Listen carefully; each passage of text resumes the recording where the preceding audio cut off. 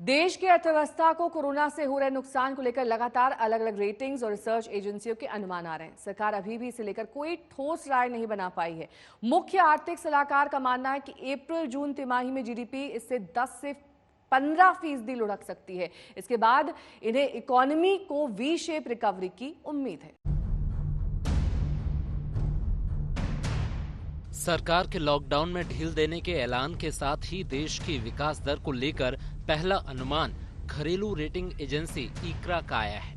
इक्रा ने अप्रैल जून तिमाही में देश की जीडीपी में 20% तक की गिरावट की आशंका जताई है। साथ ही एजेंसी का अनुमान है कि अर्थव्यवस्था में साल के आखिर तक कुछ रिकवरी की उम्मीद है, लेकिन इसके बावजूद 2020-21 में जीडीपी में 2% तक गिरावट की आशंका है।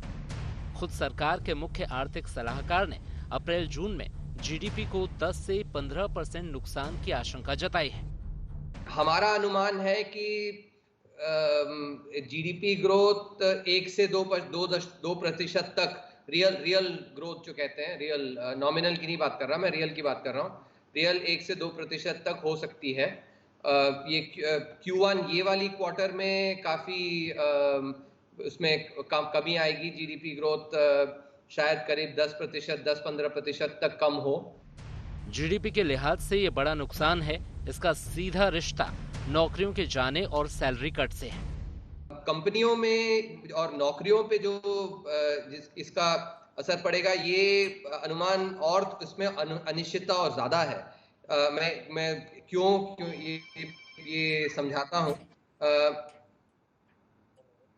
पहला आप यदि ये देखें कि कंपनियां ये चुनाव कर सकती हैं कि वो अपने जो उनके जो रोजगार में हैं उनको थोड़ा एक सैलरी कट दे दें, पगार कम कर दें। अगर बात सैलरी कट तक भी बन जाए तो भी राह मुश्किल नहीं है, लेकिन बात नौकरी जाने की आएगी तो फिर नौकरी पेशा की ही नहीं, सरकार की भी मुश्किलें बढ़ जाएंगी। क्योंकि जिस वी शेप रिकवरी को लेकर सरकार बड़ी आस लगाए बैठी है, वो बगैर डिमांड बढ़ाए नहीं होगा। कोविड में भी वी तरह का एक पैटर्न आएगा। और आप यदि वुहान में देखें और चीन में जैसा देखा जा रहा है, जब उनका संक्रमण अभी कम हो गया है और इसके चलते एक्चुअली जो इकोनॉमी है वो दोबारा वापस आ रही है, तो वो भी देख के हम ये एक विश्वास ले सकते हैं, विश्वास के साथ कह सकते हैं कि वी शेप्ड होगा। इस वी शेप रिकवरी के बीच चीन से कंपनियों के हटकर भारत आने की भी बात कही जा रही है, लेकिन उद्योग जगत का मानना है इस पर पहले भी कहां रोक थी, केवल कोविड के बाद वो भारत आएंगी, ऐसा कहना सही नहीं है। अपॉर्चुनिटी इससे नहीं पर ऑलवेज थी और है। अगर आप कंपेटिटिव होते, कंपेटिटिव मींस मेरा product cost wise, quality wise, delivery wise सबसे अच्छा होता तो मार्केट है, बाहर का मार्केट है, वेदर चाइना इज देयर और not. So we have to be better than any of this. उम्मीद की जानी चाहिए कि अब वी शेप रिकवरी के साथ जोरदार रफ्तार के लिए सरकार विदेशी निवेशकों को भारत में लुभाने के लिए बेहतर माहौल बनाएगी। केवल कोविड के चलते चीन से पैदा हुई नाराजगी निवेश का सबब नहीं बन सकती। आज तक ब्यूरो। और आइए अब देखते हैं आखिर मंगलवार को शेयर बाजार में किस तरह की हलचल देखने को मिली।